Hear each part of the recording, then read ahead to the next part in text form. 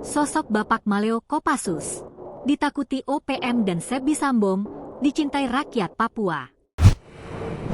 Ancaman juru bicara OPM, Sebbi Sambom, yang menyatakan telah menyiapkan 36 komando daerah operasi untuk menyerang aparat, dibalas dengan tindakan terukur oleh TNI dan Polri. 3 kelompok OPM di zona hitam, Dogiai, Intan Jaya, dan Puncak, takluk dalam operasi cepat. Operasi yang paling menyita perhatian adalah saat pasukan Habema, di bawah pimpinan Maijen Laki Afianto, berhasil menembak 11 anggota OPM.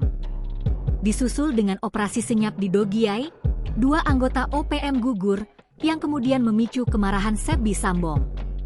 Kini, gerak senyap kembali dilakukan TNI dan kembali menewaskan 2 anggota OPM. Sebbi menuduh TNI menjalankan operasi senyap dan menyebut keterlibatan Maleo Kopassus. Ia bahkan marah besar dan meminta Presiden Prabowo menghentikan pengerahan anggota TNI. Kami siap berjuang.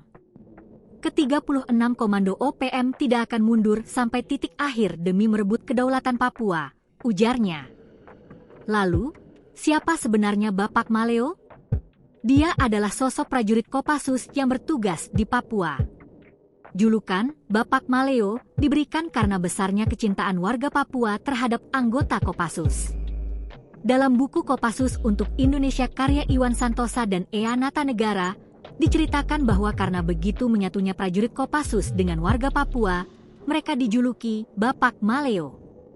Letda Gondolpus Borlak, salah satu prajurit Kopassus, menceritakan pengalamannya dalam buku tersebut saat bertugas di Papua dan menjadi sahabat warga di tanah Cendrawasih. Menurut Borlak, tugas Kopassus di sana bukan hanya mengangkat senjata, tetapi juga merebut hati rakyat Papua, berbaur dengan masyarakat adat, bahkan menjadi guru dan membantu warga yang kesulitan. Panglima Komando Operasi Habema, Maijen Laki Afianto, yang memimpin 3 pasukan elit dari 3 matra, Kopassus, Marinir, dan Kopasgat, menegaskan bahwa pihaknya lebih mengutamakan pendekatan humanis. Download Tribun X sekarang, menghadirkan lokal menjadi Indonesia.